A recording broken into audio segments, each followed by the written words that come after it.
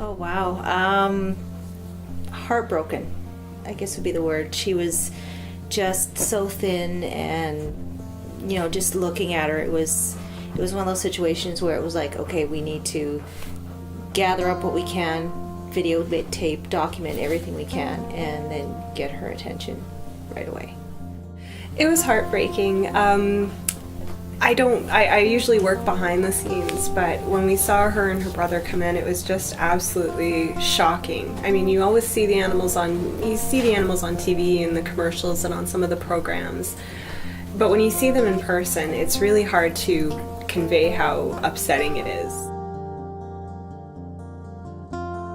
Like, my maternal instincts kicked in. All I wanted to do was feed these dogs, but I learned that can actually be very harmful for them. We had to go really slowly. We had an amazing team at Central Animal Hospital and Arlington Animal Hospital were helping us to come up with a feeding regimen for the two dogs, and we were really worried about Kelly because she was just so far gone that we were worried that she might not come back. But it was really exciting when she did come back, and when I finally got to give her treats and food, it was like, oh, it was just a really great feeling.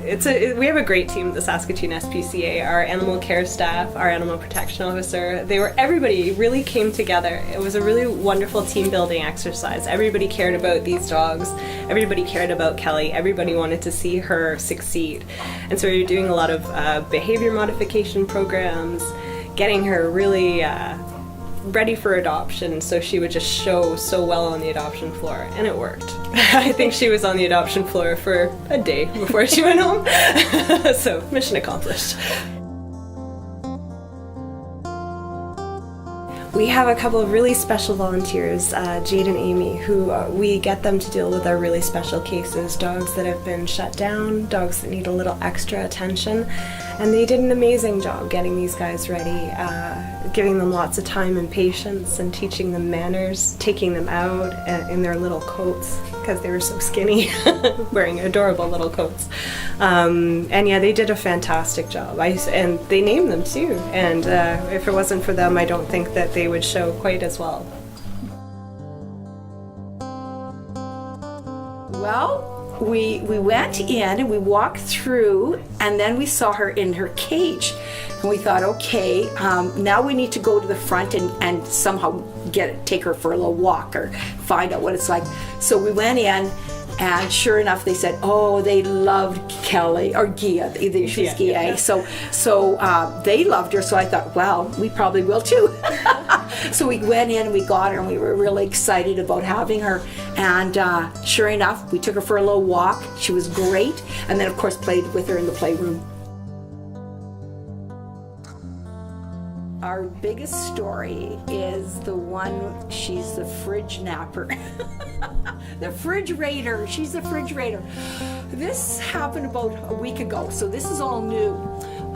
We went out one day for a couple hours.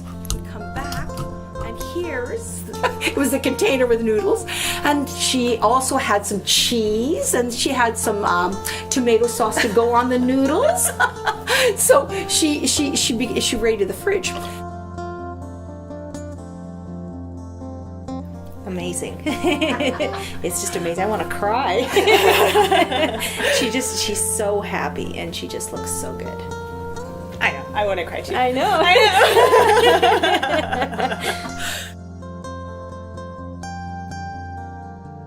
There's so many reasons to ensure that animals are being protected, and also to get that awareness out there. Let people know what truly is abuse and neglect, and what is just ignorance on the part of pet owners and not knowing any better.